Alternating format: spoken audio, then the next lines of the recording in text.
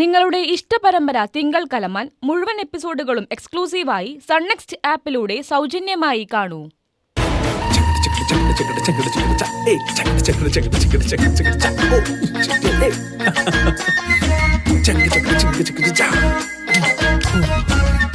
Number ഏറ്റു. എല്ലാരും ഞാൻ പറഞ്ഞു വിശ്വസിച്ചു. ഇനിയിപ്പോ ഹൈദരാബാദിന് പോണ്ട. അവസരം നഷ്ടപ്പെട്ടതിൽ വിഷമമുണ്ട്. പക്ഷെ എന്റെ കീർത്തിക്കൊപ്പം നിൽക്കാലോ. ഒരു പോറൽ പോലും ഏൽക്കാതെ കുഞ്ഞിനെ രക്ഷപ്പെടുത്താം. അതിനപ്പുറം സന്തോഷം എന്തുണ്ട്?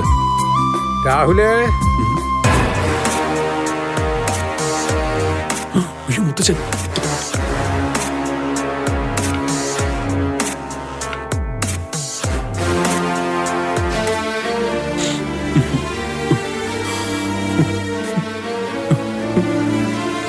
എന്തു പറ്റിയടാ?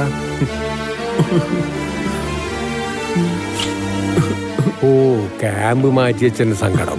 ക്യാമ്പ് മാറ്റി വെച്ചതല്ലേ മോനെ, നീ ടീമിന്ന് പുറത്തായിട്ടൊന്നുമില്ലല്ലോ.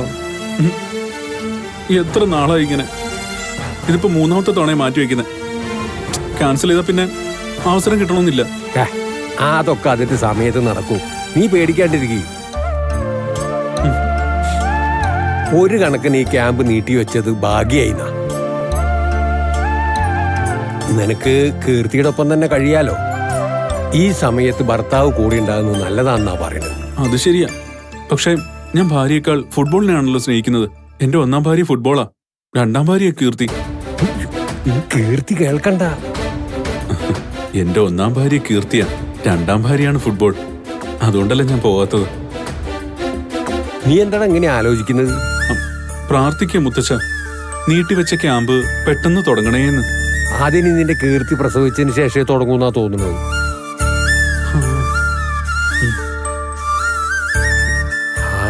എല്ലാം അതിൻ്റെതായ സമയത്ത് നടക്കും. എന്താ ഇത്? അതെ, നിനക്ക് കൊണ്ടാൻ പലഹാരം ഉണ്ടാക്കിയിരുന്നല്ലോ, ഇനിയിപ്പോ അതിന്റെ ആവശ്യമില്ലല്ലോ. ആരും കാണാതെ അതിന് കുറച്ചെടുത്തു. എണ്ണ പലഹാരം കഴിക്കാൻ കീർത്തിയും കലാവതിയും വിടില്ല, അതുകൊണ്ട് ഇങ്ങോട്ട് കൊണ്ടുവന്നു.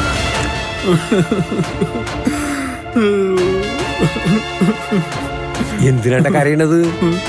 എനിക്കും വേണം. അതിന് കരയണോടാ കൊച്ചുകുട്ടികളെ പോലെ. ഇതിന് തരില്ല. അടുക്കളയിൽ പോയി ചിലർ കാണാൻ വന്നിട്ടുണ്ട്. അതെന്നോടാണോ ചോദിക്കണത്? ചെന്ന് നോക്ക്. മൊത്തം തിന്നോ? മുഴുവൻ തിന്ന് തീർക്കട്ടാ. അജീർണം പിടിക്കാം, അജീർണം.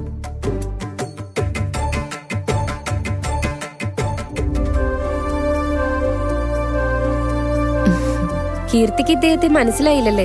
ഇവിടുത്തെ പുതിയ താമസക്കാരന് രാജീവ് മേനോൻ, സെയിൽസ് ടാക്സിലാ. നമ്മുടെ റെസിഡൻസ് അസോസിയേഷന്റെ പുതിയ പ്രസിഡന്റാ. നമസ്കാരം. നമസ്കാരം. എന്നെ പിന്നെ പരിചയപ്പെടുത്താൻ ആവശ്യമൊന്നുമില്ലല്ലോ. ഇല്ല. വാർഷികം വലിയ രീതിയിൽ ആഘോഷിക്കണം. കീർത്തി നന്നായിട്ട് ഡാൻസ് ചെയ്യുമല്ലോ.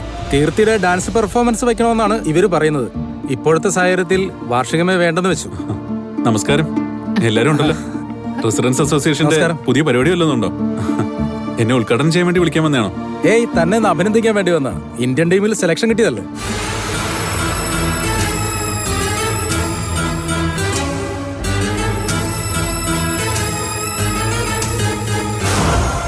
തനിക്ക് ഇന്ത്യൻ ടീമിൽ സെലക്ഷൻ കിട്ടിയിട്ടും ഒരു സ്വീകരണ പരിപാടി വെക്കാൻ പോലും ഞങ്ങൾക്കായില്ല രാഹുൽ. ഇപ്പോഴത്തെ സാഹചര്യം അങ്ങനെയല്ലേ. തന്നെ നേരിട്ട് കണ്ട് ഒരു അഭിനന്ദനം അറിയിക്കാന്ന് കരുതി.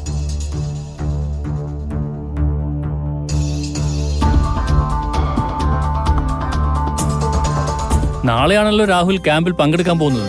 അഭിനന്ദനം മാത്രമല്ല, ഞങ്ങളുടെ ഒരു യാത്രയപ്പ് പരിപാടി കൂടി ആവട്ടെ എന്ന് വിചാരിച്ചു.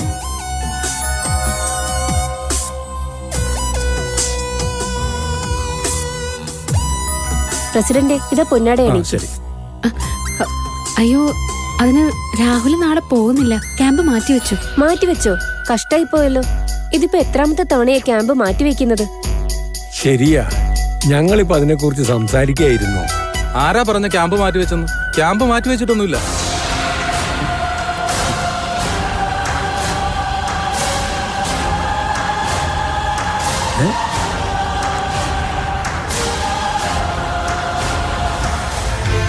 ഇപ്പൊ കൂടി ക്യാമ്പിനെ കുറിച്ച് ടിവിയിൽ ന്യൂസ് ഉണ്ടായിരുന്നു, ഞാൻ കണ്ടല്ലോ.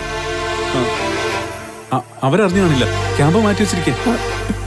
ചാനലുകാരെ അറിയാതിരിക്കൂ? നിന്നെ ആരാടാ വിളിച്ചറിയിച്ചത്? ഉത്തരവാദിത്തപ്പെട്ടവർ തന്നെയാ.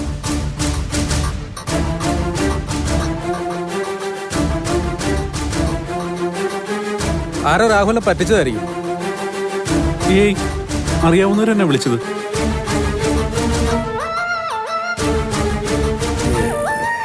ഇതിപ്പോ ആകെ കൺഫ്യൂഷനായല്ലോ.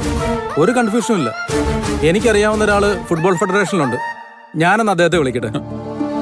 ഏയ്, വിളിക്കൊന്നും വേണ്ട, ക്യാമ്പ് മാറ്റി വെച്ചിരുന്നു.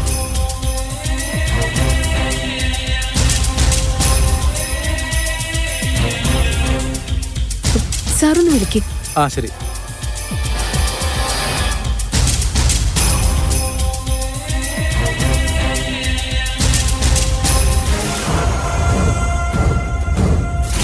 ഹലോ സന്ദീപ്, രാജീവ് മേനോനാ സംസാരിക്കുന്നത്.